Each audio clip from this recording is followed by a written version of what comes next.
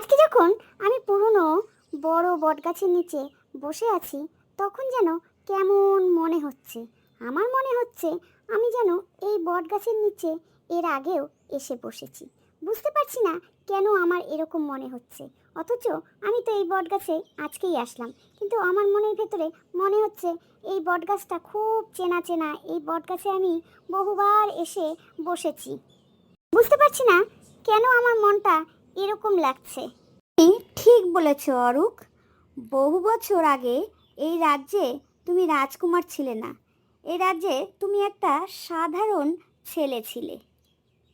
তুমি একটা সরল মনের ছেলে ছিলে, পাহাড়ির ছেলে ছিলে, যে বনের পোষ্য পাখিদের রক্ষা করত।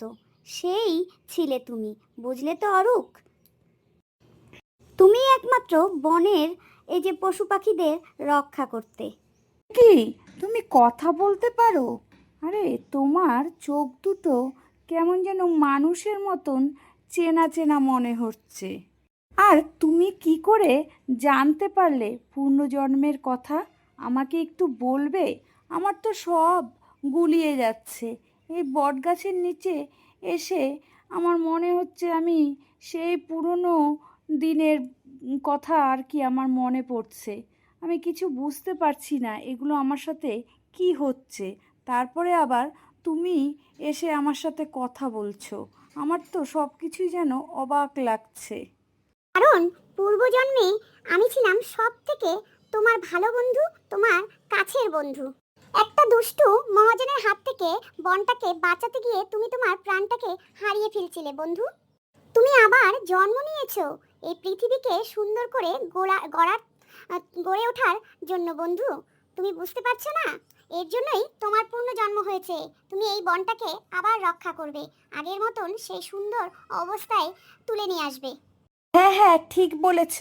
আমার মনে পড়ছে সেই সুন্দর বন, সেই গভীর নদী, জল, সব কিছু আমার চোখের সামনে ভেসে উঠছে। কিন্তু আমি এখন রাজকুমার হয়ে কি করব বন্ধু? আমি তো বুঝে উঠতে পারছি না। আমার সেই সব কিছু পূর্বজন্মের কথা এখন চোখের সামনে ভেসে উঠছে। ভাগ্যিস তুমি আমাকে মনে করিয়ে দিলে বলে সব কথা বন্ধু। এই গভীর বন, এই নদী, এই সুন্দর সুন্দর জিনিসগুলো সব চোখের সামনে ঝলমল করছে। তুমি এখন অনেক শক্তিশালী। তোমার সততা আর ভালোবাসা দিয়ে যদি এই গ্রামের গরিব চাষিদের মুক্তি দিতে পারো, তাহলেই তোমার পূর্বজন্মের সফলতা পাবে। ওই জন্মে তুমি যেটা করতে পারোনি তোমার রাজ্যের গরিব চাষিদের জন্য, এ জন্মে তুমি এটা করে দেখাও। কারণ তুমি এখন একদম শক্তিশালী একজন, তুমি সাধারণ না। বুঝলে বন্ধু আমার কথাটা? তুমি কি বুঝতে পারছো আমি কি বলতে চাইছি? আমি প্রশ্ন করব, আমি কোনো জাদুর দিয়ে বা কোনো অন্য কোনোভাবে আমি আমার রাজ্যের গরিবদের, আমি আমার গরিব চাষি ভাইদের আমি এগুলো কিছু করব না। আমি আমার চেষ্টা আর সফলতা দিয়ে আমি ঠিক মুক্তি করব আমার রাজ্যের গরিব চাষিদেরকে। ঠিক তারা মুক্ত হবে, সেই আগের মতন তারা আবার হাসবে, খেলবে, সব কিছুই তারা প্রাণ ফিরে পাবে রাজ্যে। আমি কথা দিচ্ছি বন্ধু। সাবাস বন্ধু, সাবাস। হ্যাঁ, তুমি আবার সে পৃথিবীকে সুন্দর করে তোলার দায়িত্ব নিলে।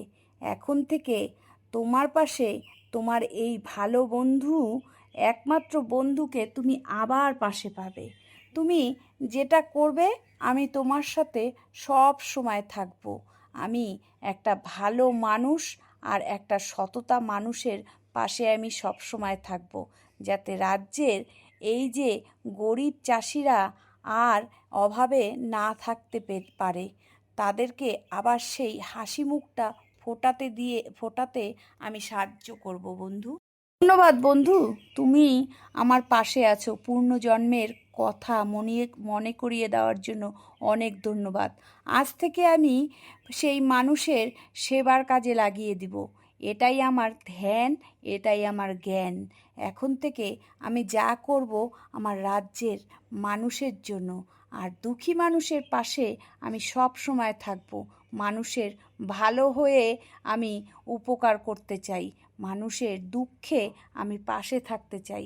অনেক অনেক ধন্যবাদ বন্ধু, তুমি আমার পাশে এইভাবে থাকবে, আর সারা জীবন তুমিও ভালো থাকবে।